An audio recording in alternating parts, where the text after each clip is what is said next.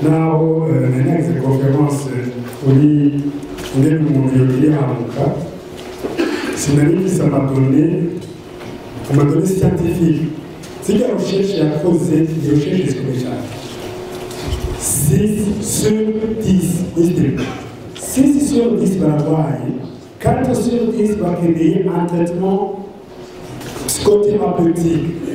Alors, si on fait une extrapolation sur le monde, et les 6 sur 10, les 4 sur 10 barwayi bakeneye traitement, et je vais pas 40% de la population burundaise.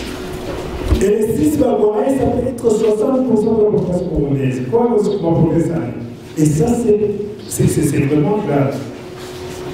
Le job du commun, il y a une proposition à table comme l'État.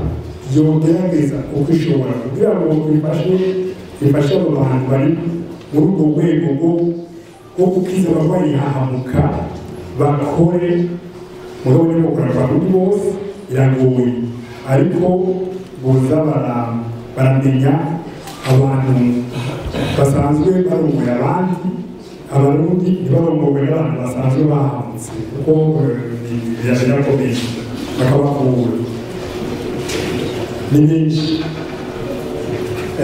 Icya kabiri ni nitwa Bero nibyo ati abantu tubaye ahantu bishe muri usanga ndebye ati navuze kenshi maze kumva gatanu mu mahanga ngenzera niba mvuga icyo byasize mudashobora kuba mwayikarira wowe byinibaza ko mubizi namaze kubivuga nko kubingana cy'abana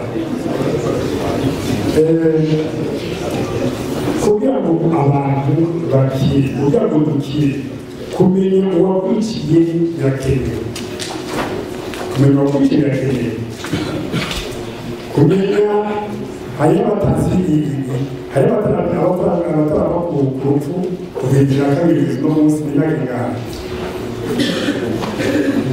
48 hariho abatarava ku rupfu haguma yibaza ngo yabwiye muri Tanzania ngo basugaruka hirya y'ejo iyo ni indwara ikomeye cyane.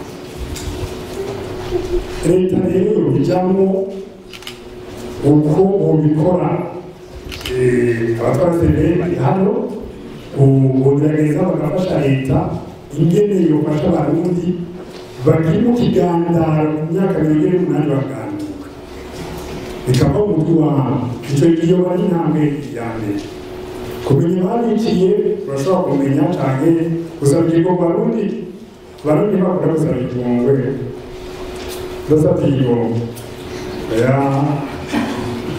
niho kuba ataze kuvuga ngo urakoze ntabwo ntuki nakihurira ukazonazana ihene cyangwa inkoko batabara abantu buri munsi mugabo batamaze urakoze umunsi wamugishiriza ni nk'uko batazi gusaba igomba mugabo kumenya ukuri ni byiza cyane tusaba rero yuko seve abatwara seve bari hano bodufasha kugira ngo twongorore muri icyo gikorwa cyo gukira imitwe yacu no mu mutima. Akoze.